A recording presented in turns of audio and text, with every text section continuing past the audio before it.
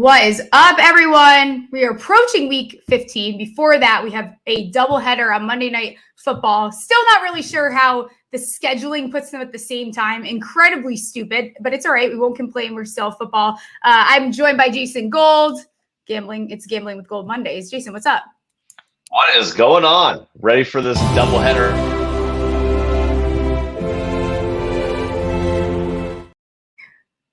Always comes into the best time. Ready for the doubleheader on Monday Night Football, and then we're going to talk about Week 15. Great Week 14 for us if everybody caught the Friday show. Get some winners, so let's give out some more. Yeah, 8-0 on the quad Ds. Can you run over yours really? We'll do it really quick, just to do a little, we can have a little brag moment here. I don't know if our Magic 8 Ball picks were as good as our quad Ds, but that's okay. We're going to focus on the positive. You were better than me. The quad D, the dad was Bijan over 18.5 receiving yards. That went over by a ton. Dud was Dobbs under 229.5 passing yards. I think he ended with like 60 something. Dog of the day, Chicago +3. They won outright. And then the dumb fuck bet was the Bijan and Rachaad White, both over 30 receiving yards +300 parlay. Those both hit over by a lot. Also, what did you have? I had Kylan Granson, who gave me a little bit of a sweat there, over 12.5 receiving yards. Dud, which I think was my best call of the week because I saw a lot of people giving out the over on this guy. I had under Josh Jacobs rushing yards. He didn't even approach that. Next, I'm actually going to look week 15, take a peek at the Vikings moving forward against these running backs, because I think there's a lot of value there in what they've done. Then I had Dog and I was up in the air. I almost pulled it, and I'm like, I'm just going to stick with it. I had Seahawks +13.5. And then dumb fuck was Justin Herbert to throw an interception, which he did. So we were in good shape. That's a good one with Herbert, considering he only got off like 8 passes in the entire game. Right. But you did get that tip pass, though. Yeah, he owed me big time, but we'll get right into this Monday Night Football slate. I will save the Giants for the second game. We'll talk about Tennessee Titans. They're going to Miami. Miami is 13.5 point favorites at home. Total is 45.5. Tennessee +600 on the money line. Not a lot of confidence there. Tennessee winless in 6 road games this season. Where are you leaning? So this is an interesting game, and I'm glad that we started with this because I have way more bets on this game than I do on the Giants game. I'm going to follow your lead when it comes to the Giants game. So the first way I want to play this game is Miami usually jumps out to a big lead. They play better in their first half offensively. This Tennessee team is uniquely unequipped to deal with what Miami does well, which is throwing the ball deep. I think that Tennessee will have some success stopping the run from Miami, which may limit what Miami wants to do in the second half here. But I do think over 14.5 team total on points for Miami in the first half is a good bet. So we'll start there. Then, second part of this. Raheem Mostert has gotten a lot of action this year, right? Yep. He's questionable coming into this game. He's probably going to play. But I think this is the A-Chan game. So I'm going to go ahead and say that he's going to be heavily involved, especially through the passing game. I have him over 2.5 receptions. I also have him anytime touchdown, which is around +100. Somewhere around even is a good bet there. Then let's say that Tennessee is behind in the game, which I think that everyone kind of generally expects to happen. That means that Derrick Henry is not going to be utilized as much. So we'll go Derrick Henry under 55 rushing yards, which means that Tajay Spears is going to be more involved in this game. So I'll take Tajay Spears over 2.5 receptions and over 4.5 carries in this one. And then I don't think Tennessee's going to score very much. I think Miami takes their foot off the gas a little bit, especially since it's Monday night. We'll take the under 46. So that's the way that I'm playing Tennessee and Miami. I like it. Yeah, I don't really love this game. At least I'm a little bit partial, obviously, to the Giants game because I know it's my bread and butter a little bit more than these two teams. I think you could tell from the spread here. There's a reason why it's like that. It's a little bit of a mismatch here. So I'm with you on A-Chain. I like his longest rush over 15.5 -106. I also, that's gone over 3 of 6 played. He goes over by a lot though. And I like to find these, even when it's longest reception, longest rush, I like to see when these guys are going over by triple that when they do go over, he is that case. I also think that to score 2 touchdowns isn't even a bad look. He's a guy that they don't take out of the game, regardless of how much they are up. That's plus 650. He's had 2 touchdowns in 3 of 6 games played. So he's shown that he does that quite often. I like Chig also to go over his 16.5 longest reception.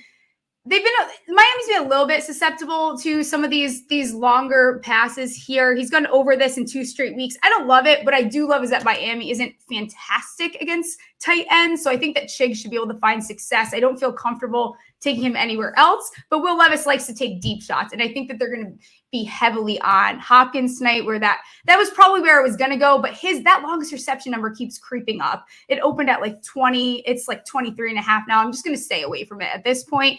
And then Waddle, over 4.5 receptions. That's minus 150. Some places it's 5.5. I saw like a plus 120, plus 123.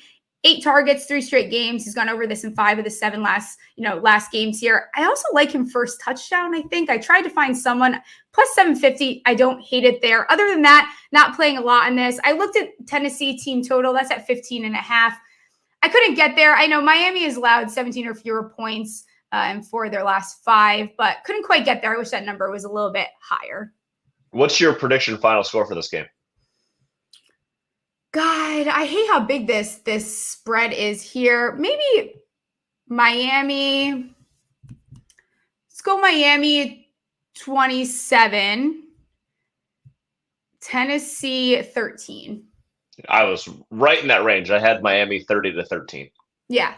I think we're going to see too approaching playoffs now where rather than just stepping on the gas and staying there, it's like, okay, we can chill the fuck out. We're going to win this game. Let's try not to get anyone killed on the way out here. Yeah, especially on a Monday night, short week. You don't want to get your guys killed in the second half, nor do you need to show more than you already have. This isn't the Broncos defense from week 5 that you're seeing. So Tennessee will be able to put up a front enough.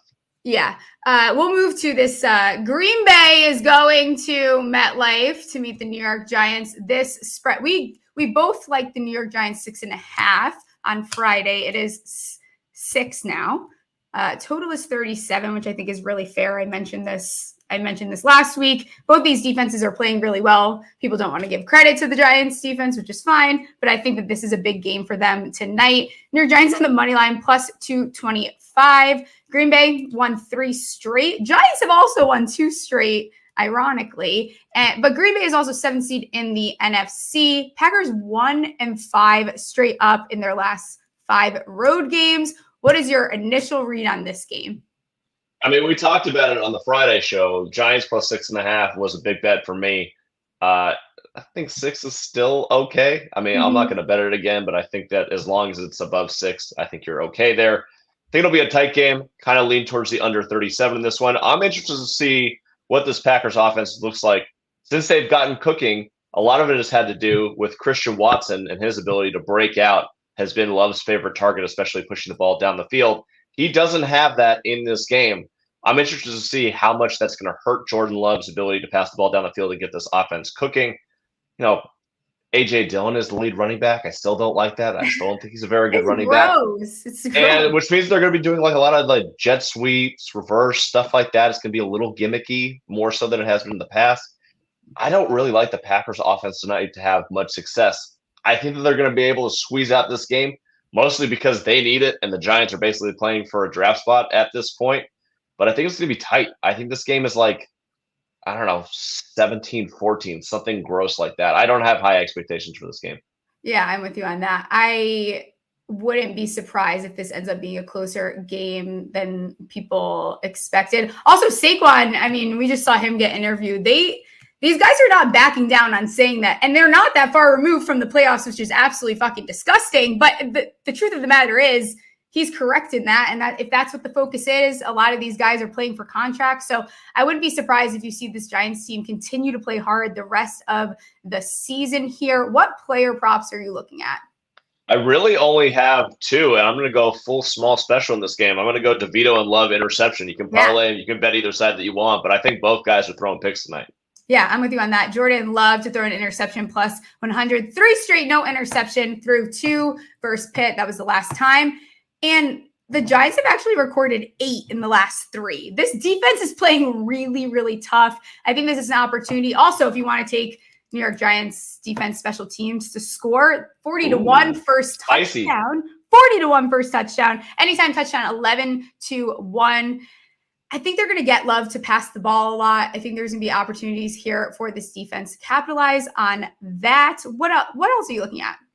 There's a couple of little flyers out there that maybe I'm interested in. Maybe a Wandale touchdown, maybe a Jalen Hyatt touchdown, kind of things that I'm eyeing. I haven't bet anything besides the interception props in this game yet from a player prop side, but those are 2 that I would be targeting, interested in. I'm trying to figure out a Green Bay anytime touchdown or a player prop that I like, and I couldn't quite get there on anybody. Is there anything that you're looking at that maybe I should tail?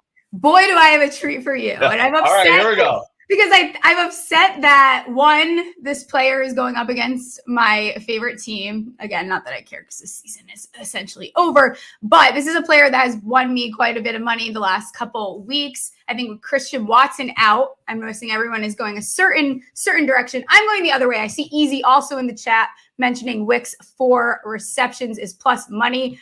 I love Wicks tonight. Like I said, Christian Watson is out.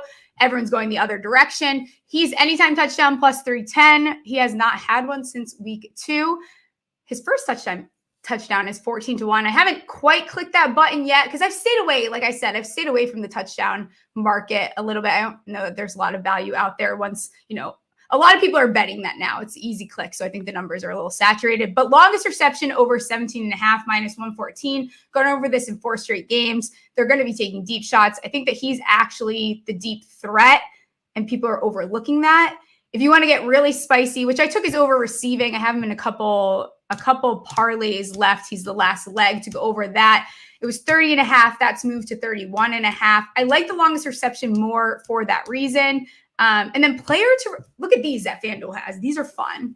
And I don't normally look to these markets. Player to record the longest reception of the game, plus 700 for him. I love that bet. Player most receiving yards, plus 650. Hyatt, though, is plus 950. I think there's a little bit of value there for Hyatt.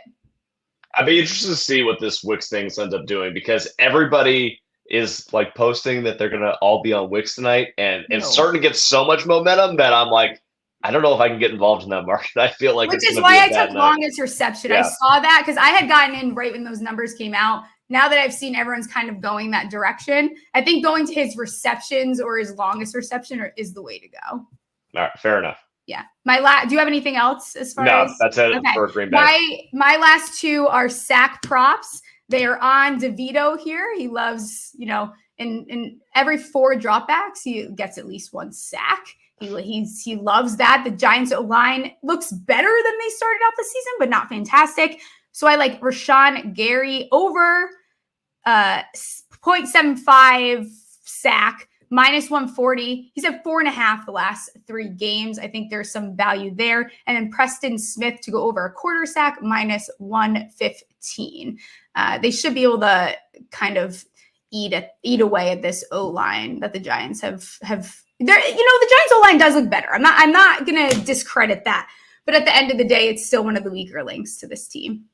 Yeah, looking better than the bag of shit it was earlier in the season. Yeah, my mental health is doing slightly better, but part of that is probably that I know that the season is over, so it's super easy to not be as upset. Let's get into week 15. Hold on, before we get into week 15, final score prediction. I don't want to say it because I think come on. No, I'm not going to say no. The Giants are not winning, but I think this game ends.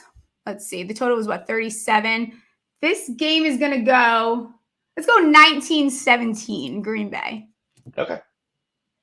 In the same range, I like it. Yeah. What about you? Is that what you said? I had 17-14 Packers. Okay. All right. Fair. Any last comments about these Monday Night Football games?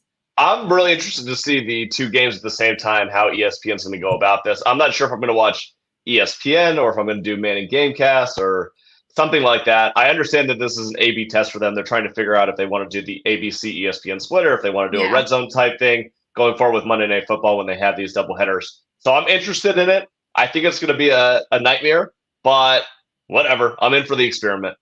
Yeah, I'm just going to have 2 TVs going. I'll figure it out from there. Also, I have to check out Kirk. Daddy Kirk is going to be on the Manning cast. So any opportunity I can see to have Eli and Kirk on the same screen, especially after watching the Vikings this past week, I'd love to hear what Kirk has to say. I think it's his first time talking to since the surgery and everything happened. Week 15, what spread are you immediately looking at? I got to do it. I've been on the Cowboys train. I took them this week. I love the Cowboys. I think they are the second best team in the NFL right now. Buffalo Bills -2 and the money line. I'm betting both. Bills snuck out that win. That should not have been a win. Patrick Mahomes is a little whiny baby for the Kadarius Toney thing, but they still allowed that play. They should have lost the game, and yet they come out with a win, smelling like roses. And I think that it continues. I think the Buffalo Bills are a scary, scary team right now. Dallas is riding high off the win versus Philly. Classic letdown spot, having to play outdoors in Buffalo, in the cold, in December. Perfect spot for the Bills. I would take them anything under -3. Yeah, I'm with you on that. I bet last week Bills to make the playoffs +475. I'm sure that's moved now. Love the value that I got in that. I can't imagine that number is sitting like that. I couldn't not take it because you look at Josh Allen and what this team is, and you can't write them off at the end of the day. First look I had is a small special automatic, shut your eyes and just take it. Mullins is starting his first game, so I got to go Vikings +4. Vikings defense, like I said, I tweeted last night, people owe me a lot of apologies. I said Flores was going to fix that defense with less, and he did just that. That defense looks fantastic. They're playing really hard for him. And I think that they can be an issue for this Bengals team. Mullins is actually throwing the fucking ball. So I think that they have an opportunity against this Bengals team to win here +4. It was an easy click for me this week. I totally get it. I looked at that number and I thought, all right, the Vikings are coming off a 3-0 win with no offense. The Bengals, that was my lock of the week in my circuit contest, was them Pick'em versus Indianapolis. So I love the way that they looked in that game. Jake Browning looks really good. The offense looks competent. The defense looks really good. But then I thought, you know what? Indianapolis is a complete mirage. Yeah. This might have not have been a Bengals success story. Vikings is probably a good look, but I couldn't quite get there yet. The line is moving in your direction. It's now down to 3.5.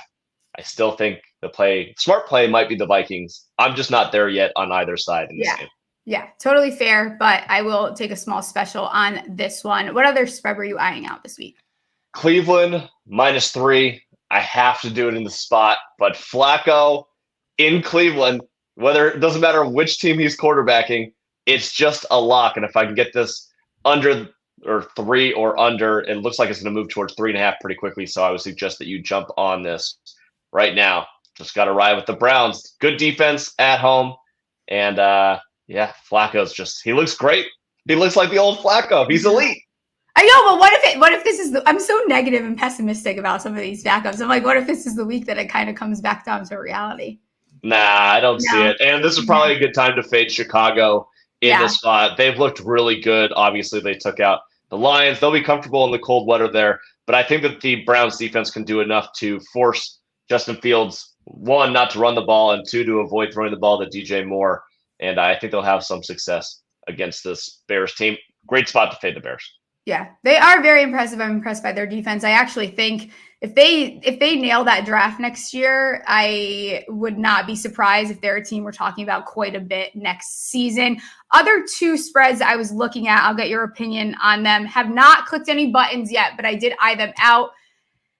If Mitch Trubisky is under center, I think I have to always bet against them. Colts -2.5. I hesitate with that because I do think the Colts have just been like, I don't fucking understand the Colts. That's where I'm at. I'll just say it straight up. I don't understand the Colts. I don't understand their success entirely, but I fucking hate the Steelers and Mitch Trubisky there. I think they're a disaster. I think this is where we see their season completely fall off after that loss the other night. And the other one there, this will be the last week. If I do bet this team, I'm done for the rest of the season. I swear to God. Is this Carolina? No, but I thought about it. That's where I am on Carolina. I thought about it. I did think about it. I'm flirting it. It's the Lions -4 against the Broncos.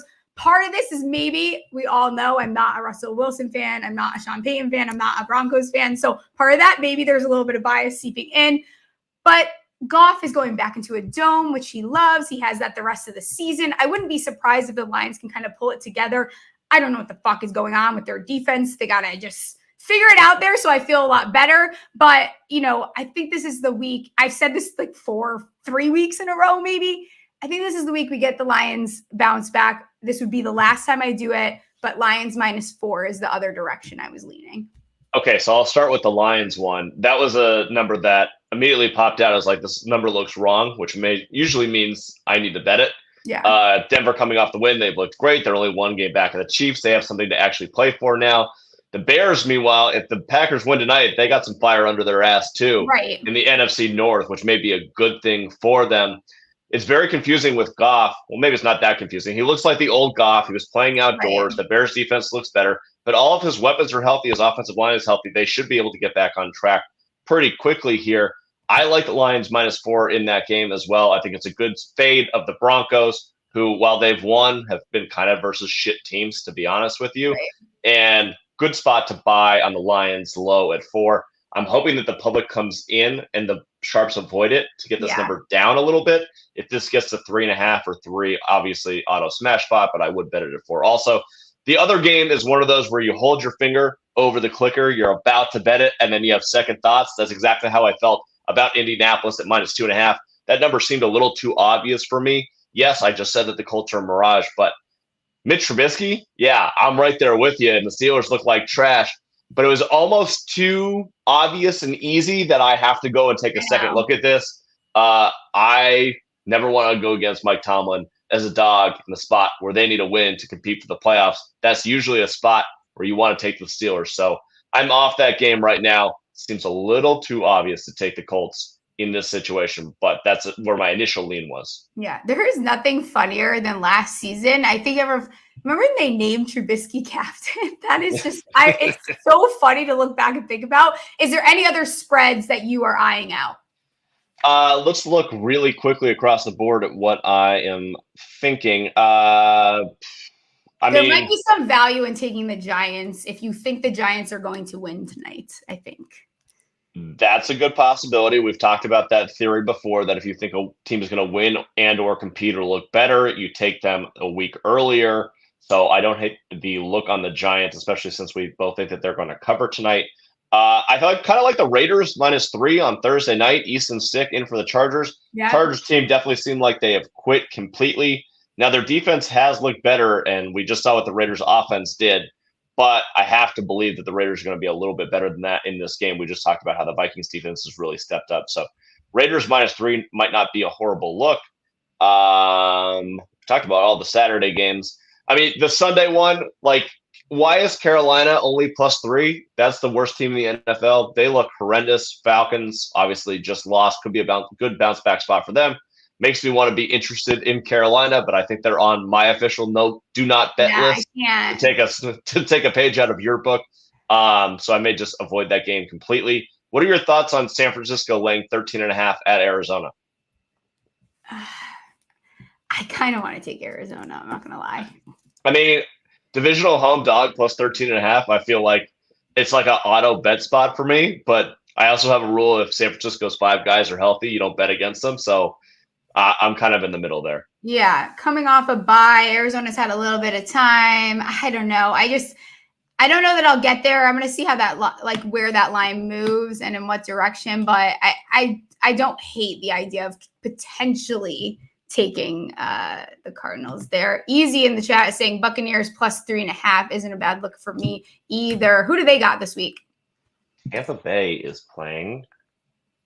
I'm not sure. I think I liked that game when I initially looked, but it's not really coming to me here for some reason. Oh, they're playing the Packers. That's why it's off the board. Okay. Right, interesting. Yeah. At the Packers. Okay. Yeah, it could be a good letdown spot for them. I was looking at the Baltimore-Jacksonville game. I haven't, Baltimore pulled that out yesterday, but I haven't been overly impressed by what they've been doing. No. Jacksonville +3.5 may be a look, although that line seems a little too obvious to take Jacksonville 3.5. I do like the under 43.5 in that game on first look. The Rams -7 hosting the Commanders. Commanders are coming off of a bye here. Rams coming back west after that long overtime game. That seems like such an obvious teaser piece to play on the Rams that almost makes me interested in taking Washington at +7. looks like that number's pretty juiced to +7. So that might end up at 6.5. So if you want to take Washington, I'd say now. And then Monday Night Football. You know what? I have to do it. I really don't want to do it, but I'm going to have to take the Eagles -3.5 in a bounce back spot against Drew Lock. I assume maybe Gino's going to play, so maybe I should hold off on that number. But I kind of like the Eagles -3.5 in that spot. Yeah, I'm not opposed to that either, because then after that, all they've got left is Giants twice and Cardinals. So I think this is a good get right game. Come back, make a statement, like figure it the fuck out after last night and whatever that performance was. I almost don't hate, the Cowboys got hot at a time where hopefully they stay hot. And I almost think that if the Eagles could figure it out, I may prefer to be the Eagles. That's not a strong stance yet, but I'm interested to see what happens this week. You mean in terms of like your playoff positioning? Just in terms of like approaching the playoffs and how your play is at. Like, I think the Eagles still have time to get right. They have 4 games against 3.5 really easy opponents, or easy opponents for them. They're probably going to end up as the 1 seed in the NFC. They'll be at home. The Link is a hard place to play. So, yeah, I mean, I like their positioning still, but they have a lot to figure out. Meanwhile, Dallas, they stink. Dallas, they look incredible right now. Can they keep the momentum for another 2 months? I don't know. They have a gauntlet down the stretch, although they are facing some easy defenses, even though they're good teams. Can the defense hold up for them? I'm not 100% sure. As long as they don't get injured, I think that they'll be super competitive come the playoff times. And then the 49ers just seem like they're going to coast as long as they stay healthy. I almost feel like they should just let's get 2 more wins. We'll go 12-5. Sit our guys. As long as our guys are good to go in the playoffs, we're going to smoke teams. So, I don't know. I don't hate it. Total wise, I didn't look too deep into these. Thursday Night Football, that's already dropped. I took it at under 34.5. Both these teams are not good football teams. Raiders defense is also another example. Very tough. I think that they can be a huge problem for Herbert. So I like that. I know it dropped already to 33.5. I probably would still play that under. Any totals that you're eyeing out? Rams Commanders under 49. Line seemed a little bit too high. And then Kansas City, New England under 37.5. I like that. Kansas City's defense is, they're still really good. They got a little bit banged up in that game, but their offense is just absolutely atrocious at this point. New England's defense is good, but they're not scoring like they did versus the Steelers. So I think that game has 20-10 written all over it. So under 37.5 there for sure. Okay. Any other look ahead spots for you for this week 15 or early bets here? No, I think that was probably it that I had for early. Yeah, we kind of went through every game. Yeah, for sure. All right, final thoughts here on Patrick Mahomes being an absolute crybaby last night. Yeah, it's a tough spot. Obviously, he was super emotional. I get it. That play was so incredible. And again, we're talking about the refs. So I think that he did have a nugget of truth or a point in that post game. But the way that he went about it was just such a crybaby. So, yeah. And then also, the thing with Josh Allen, just say good game, congrats, and move on. That was terrible. I know that they're friends, so I'm sure that Josh Allen didn't take that to heart. I just thought it was kind of weird sportsmanship. And I do think the interesting part going forward is, you have this potential dynasty with the Chiefs. Mahomes is a beloved character. Nobody hates the guy. And now he does a little bit of a heel turn. People are going to be on his ass. Yeah. I kind of like it for the NFL. I think that he should embrace it. Maybe it'll help them. Yeah. It's just super uncharacteristic. I think that is him going back in the way he talked to the media and the way that he responded to Josh. I actually think in this situation, Kadarius Toney should be getting way more fucking heat than he is getting. My final thought on it is that I tried to warn Kansas City Chiefs fans. They didn't want to listen to me. Kadarius Toney is who Kadarius Toney is. And I think that the Giants ended up being okay in that situation. You know what? I think that the Chiefs have no reason to be sad about having Kadarius Toney because his Super Bowl performance will go down as an all-time one for them. But you're right. What you get out of him is what you get out of him, and this is the full Kadarius Toney experience. I think that full play is actually the full experience because he did a dumb thing. Then he was awesome catching the ball and scoring the touchdown, and then he sat on the sideline for the rest of the game and contributed nothing. That's full Toney. It's kind of nice. I think it'd be the icing on the cake if the Giants do win tonight. But on that, we'll get out of here. Subscribe. We'll put the audio up in the podcast. Rate that if you haven't yet. I will see you next Monday. Any final thoughts? Let people know where they can find you, and we'll get out of here.